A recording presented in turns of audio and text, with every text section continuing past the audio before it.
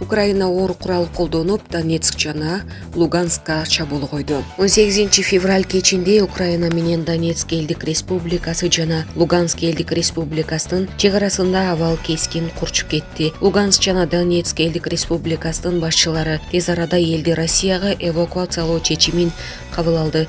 Жүздөгөн автобустар алгач жетим балдарды, аялдарды, жаш балдарды жана кары кыртаңдарды Ростов облусуна көчүрүп жатат.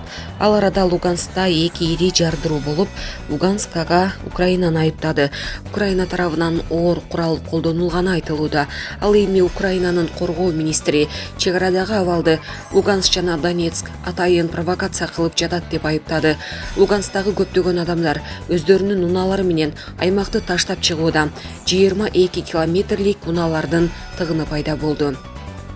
Садыр Жапаров: мамлекеттин карызы болбогондо маяна $1000 болмок. Мамлекет башчы 1 апрелден баштап эмгек акылар көтөрүлөрүн, бирок $1000 жеткире албасын билдирди.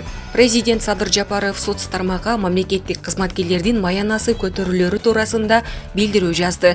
Урматтуу кыргызстандыктар, эгемендик алгандан бери топтолгон карызыбыз $5 миллиард жакын болуптур. Эми аны кайра кайтаруу мөөнөтү менин президенттик мезгилиме туш келип отурат. Эч маселе жок. Толук төлөп беребиз. Төлөп бергенге каржы булактарыбызды жана пландарыбызды дагы аныктап койдук.